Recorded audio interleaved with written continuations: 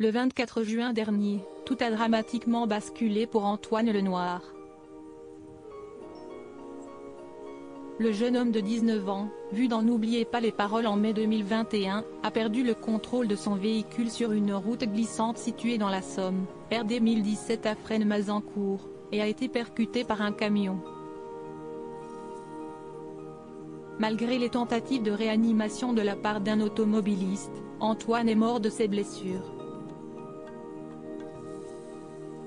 Les téléspectateurs auraient dû avoir l'occasion de le revoir une dernière fois à l'œuvre dans l'émission musicale de France 2 vendredi 8 juillet, où il avait retenté sa chance.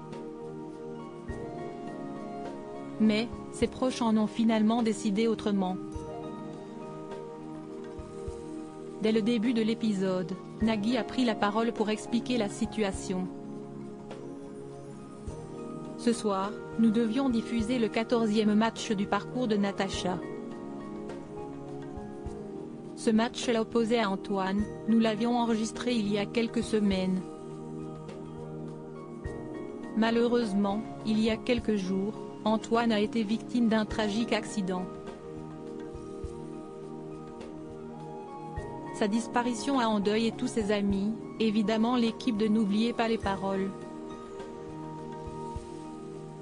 Et nous sommes de tout cœur avec sa famille, avec ses proches et avec ses amis, a déclaré l'animateur.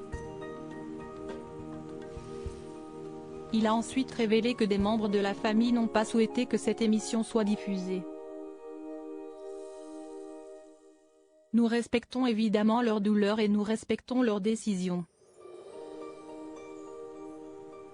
Si est-il la raison pour laquelle je vous propose maintenant de revoir le parcours de Natacha, a-t-il annoncé. Et si est-il en effet ensuite une rétrospective du parcours de la jeune maestro qui a été dévoilée à la place. Il voulait être responsable ou manager dans un restaurant. Rappelons que la famille d'Antoine ne s'est pas exprimée publiquement sur sa disparition. En revanche, la proviseure de son lycée professionnel a pris la parole. Si est-il une tragédie. Antoine était scolarisé chez nous depuis 5 ans, et il devait recevoir le 1er juillet son diplôme BTS Management Hôtellerie et Restauration. Il devait, à l'issue, être embauché au bistrot du marché à Roye où il était en alternance, a-t-elle regretté. Quant à Sébastien Gory, son professeur de cuisine, il s'est souvenu d'un garçon solaire avec des projets plein la tête. Il aimait faire le service et voulait être plus tard responsable ou manager dans un restaurant ou un groupe hôtelier. Il chantait régulièrement lors de nos célébrations à l'église ou dans des soirées à thème déguisé. C'était très varié. Il pouvait chanter des chants de Noël comme du Maria Carey, a-t-il rapporté.